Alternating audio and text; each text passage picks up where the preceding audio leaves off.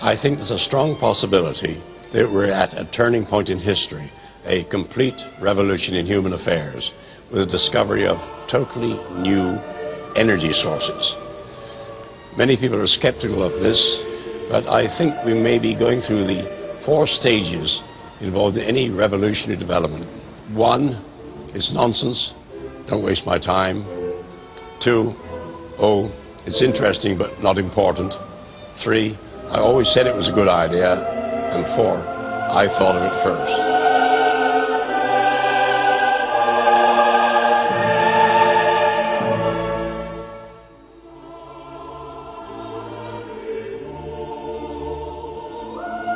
Can you imagine what it would be like if you could split water and run it into your engines? You could put water in your fuel tank to fly airplanes, power stations. Ordinarily, we look at water to drink and to wash our clothes. Today, you have to look at water as a fantastic new fuel source.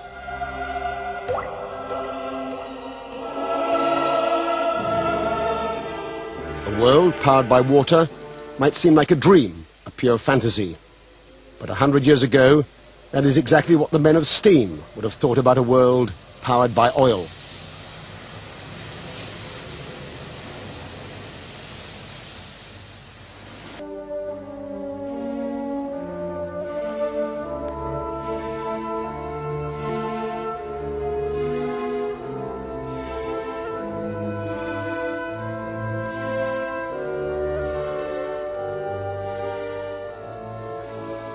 Well, it was during the oil embargo of the United States. It alarmed me that a little country over in the Far East could actually cripple the United States. And realizing that the entire industrial base of the United States and the world is based on the supply and the utilization of energy, it became imperative that we must try to bring in an alternate fuel source and do it very quickly. Of course, I thought originally with the right type of funding, we could possibly get it in within 6 months. But reality shows that the 12 to 15 years was more correct in this projection. Back in the 70s, Stan Meyer set out single-handedly to solve America's energy problems. He decided to do it using water, the world's most abundant storehouse of hydrogen, which is a far more powerful fuel than oil. For 15 years, Meyer has been fighting to get his inventions taken seriously. Most inventors have to be a loner. You have to be somewhat thick-skinned and don't rely on other people to support you, because they will not. More times than not, an invention is really stolen from the inventors. Even in my prior development of high technology, I've had patents taken from me. I learned from the School of Hard Knocks to be very cautious. Meyer has always stood out against the crowd. He has no formal qualifications as a scientist because he didn't wait to graduate from high school, leaving early to go straight into research at the high-powered Battelle Institute in his native Ohio. Now he works full-time as a private inventor. He's built a device with potentially revolutionary implications. There is nothing startling about a machine that can extract the hydrogen from water. What is highly unusual is that it should do so with ordinary tap water. The conventional method is called electrolysis. Meyer has turned that process on its head. Unlike electrolysis, his device doesn't use up large amounts of electric current, nor does it produce an enormous amount of waste heat. For 20 years, he has been refining a method to fracture water, which produces vast amounts of hydrogen on demand. This is not his latest apparatus. He was unwilling to let us point a camera at that. This is the simple device he used to convince a reluctant patent office that his revolutionary concept actually works. Alloy rods, acting as electrodes, are housed in a perspex container that's filled with water. Normal mains voltage is fed in through a transformer, but critically, there is virtually no current consumed, less than ½ an amp. The result is dramatic. Hydrogen pours off with the flick of a switch. Meyer claims the key is his electronics, which pulses electricity rapidly across the rods at up to 20,000 cycles per second. In a way that's not readily apparent, this process transforms the equation. Whereas in conventional electrolysis, 3 times as much energy is consumed as is produced in the form of hydrogen fuel, In Meyer's apparatus, the reverse is true. It appears to produce several 100% more energy than it consumes. Stan has something that's characteristic of the people that sound like they've done something to tap zero-point energy. Has high frequency, high voltage, and there's a combination of the two at which something occurs. With Chenetsky in Russia, it was what he called a self-sustaining discharge. The tube would run by itself.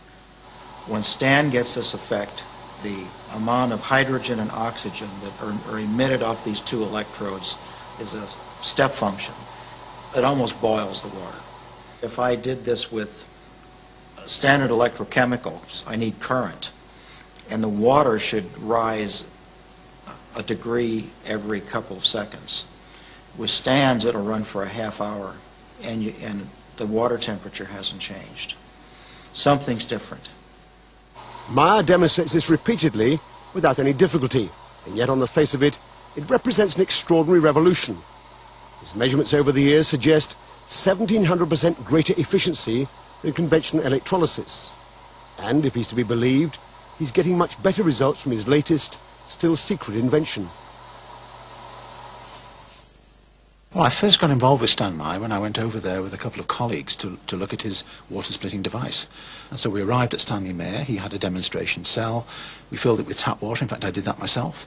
And he switched it on, and almost instantly there were 3 jaws dropped because of the rate at which the gas poured off. It was quite spectacular. Whatever energy source Stan Meyer had tapped, it was not explicable by the electric power that was going into it. So something was powering it outside of conventional wisdom. There is no question that the gas coming off in such abundance is hydrogen. Meyer ignites it to produce a high-temperature flame able to cut through metal. Stanley Meyer has faced a lot of difficulties. He's 3 times tried to launch the device and produce press conferences, had the technical press round, but he's been almost universally slated. In the early days, very much so, they just ridiculed the whole idea. He's getting a little more notice now because some scientists are getting interested. But by and large, science is very intolerant, particularly modern science. As with Tesla, Griggs and others, Meyer's claims are so far outside the received scientific wisdom that they've been ignored by the majority of the scientific establishment. But then, Meyer has ignored them too. He has poured his energies over the last 10 years into establishing recognition for his claims by getting international patents.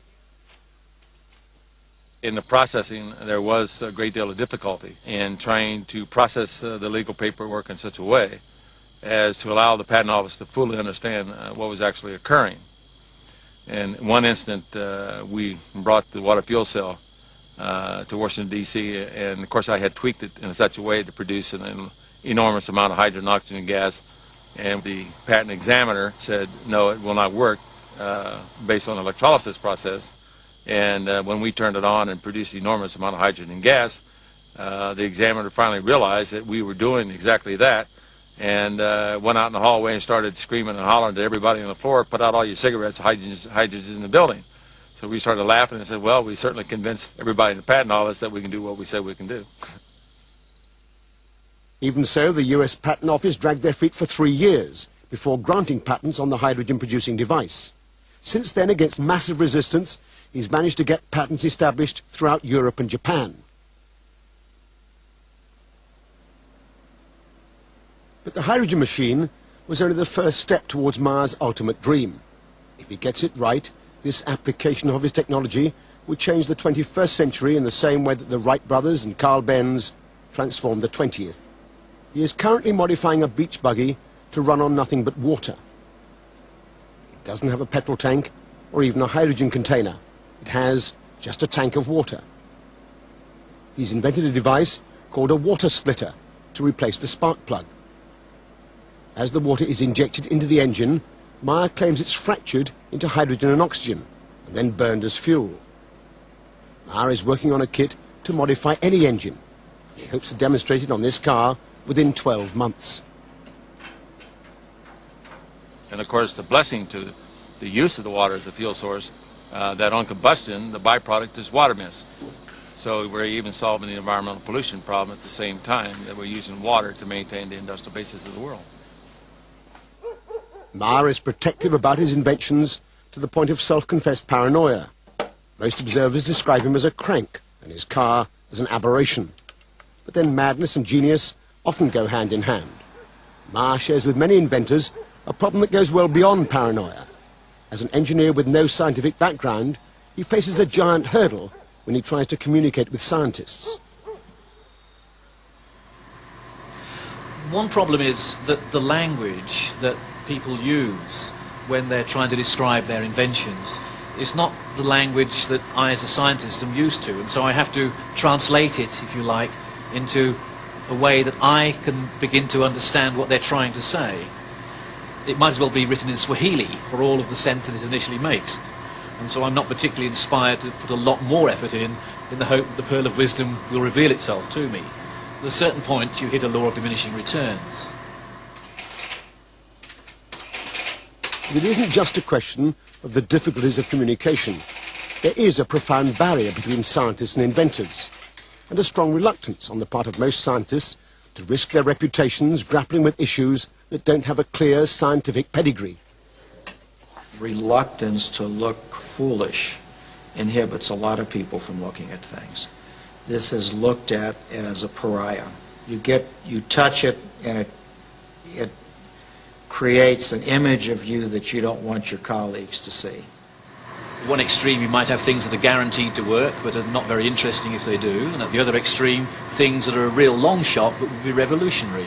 And so you have to try and weigh the balance and decide which side is more likely to be profitable for you. Then, having made some choices, you then have to ask yourself, how do I actually go about doing this? Do I have to apply for funds to do it? And if I do, who will I be competing with? And what is the better chance that this will be supported or that? Because, at least in the big science area that I work, you can't just sort of come up with an idea on a Friday and expect to start the experiment on a Saturday. It takes many months, many years even, of preparation. But though the scientific establishment may have ignored the likes of Meyer, the powerful military-industrial complex certainly hasn't. Over the past 10 years, Meyer says he's been quietly approached by many influential organizations who would never admit publicly to their involvement with him. It is involved in deep space exploration, and it's also being developed quite highly in the military. Basically what occurred with water fuel cell was in the fact that once they understood was actually occurring, then under the U.S. national security mandate, I have no decision or power of whether or not the military or NASA or the federal government will utilize the technology. They can utilize it in any way they so desire. NASA is using every method it can to regain some of its now fading glory. In the face of strong congressional resistance, the days of limitless budgets for space exploration have long since gone. As the champion of a new, environmentally friendly energy source, NASA would gain immense support. Your identification, please. You have your identification? As a former top scientist of the NASA spaceplane project, Professor Paul Ziss has an inside track on the workings of the agency. NASA has large centers. The center that's in charge of propulsion is NASA Lewis in Cleveland, Ohio. Can you imagine, instead of having a million-pound rocket has 900,000 pounds of fuel on board, an oxidizer. Can you imagine what it would be like if you could put a device on there that would split water and run it into your engines? No explosive compounds. Public confirmation of a contract from NASA would provide a resounding boost for Mars technology. But Paul Ziss says it's only in a closed meeting they confirm such an agreement. They're looking for new energy sources. I understand from the people that I've talked with that they have worked with Stan and tried to understand what he's done and given him a contract. I also understand with the bureaucracy in Washington and the congressional oversight as to why they would never admit it. Anyone that does that will be suspect, will be challenged, will be considered a threat.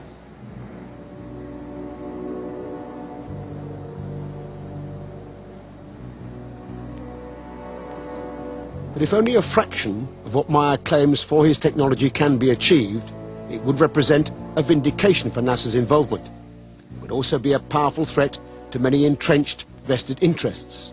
If Stan Meyer's device works like he advertises, you would make energy available universally almost free. That is a major, major, major impact. When new technology comes in existence, there's a great resistance to it because it can affect a lot of economic factors. In this particular case in the United States, we pay out roughly about $200 billion a year for foreign oil. It's quite obvious that the Arabs would pay $200 billion to try to keep this type of technology out of the economy. And many times over the last decade, I have been offered enormous amounts of money to simply sell out or to sit on it. The Arabs offered me well over $1 billion cold cash simply to sit on and do absolutely nothing with it. My life has been threatened many times. Of course, I happen to believe in the power of angels. And if I don't believe in the power of angels, I don't believe I'll be around here too long. If the thing like Stan Meyer has works, every piston engine, every gas turbine in the world today, if it had his converter, could run on it. With a little invention, we could get standalone devices to run all over the world.